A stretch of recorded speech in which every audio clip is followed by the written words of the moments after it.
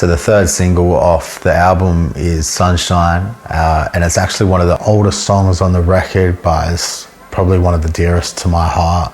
I wrote it just after my son's birth in the first 2 weeks of his life, where, as many parents will know, you sort of up every hour or two to give him a feed. And so after his mum would give him a feed, I'd sort of put him to bed and nurse him till he went to sleep. And I wrote the majority of or all of the lyrics in that sort of hazy time where you're very sleep deprived. I would have these bars in my head and then fall asleep and then wake up and pick up where I left off, because I wrote out all my rhymes in my mind.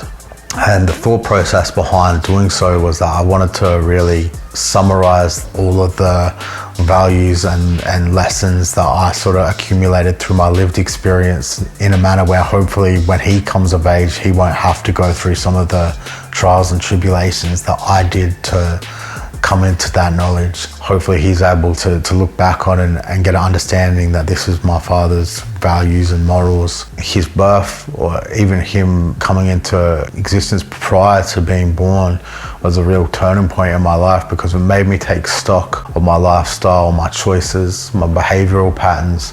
And in doing so, I sort of realized maybe I didn't have the best relationship with myself. A lot of my behaviors were reflective of someone who maybe didn't love themselves, and his birth was really the catalyst for me taking a lot of stock on my behavior and trying to be the best dad that I could be and be the father that I felt my son deserved, do the work that I could do to become the man I wanted to be for him. It's existed in a few iterations in terms of I had a couple different beats that I had the song to, but ultimately Larry produced this track, and initially he was holding it for himself, but I managed to wrestle it away from him because I was just drawn to it as soon as I heard it, and thankfully he had the grace to allow me to do what I wanted to do with it. And what you hear is a heartfelt message from a father to his son. The bar in the beginning, I'm no longer scared to die. It's kind of, there's a duality to that bar, because I realized when I was reflecting on my lifestyle up to the point where I knew I was going to become a father, I was obviously not scared of dying. I was very apathetic in that regard. But I follow it in the song by saying, truth be told, now that I'm a parent, I am terrified. Because I had this renewed, I guess, vigor and emphasis on the importance of being here for my little man. Cause if I pass away, then who'll be there to guide you when you need direction, and who's gonna teach you how to swear and fight? Which is, I guess, just some of my humor reflected in the lyrics as well, because obviously, I aim to teach him a lot more than that, but it's me to have that kind of humor in the mix amongst such serious subject matter.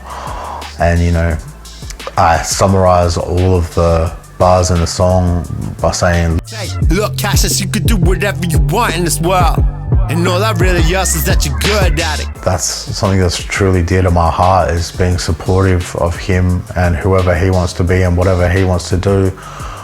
But instilling the importance of giving it your all, taking pride in whatever you do and how you conduct yourself.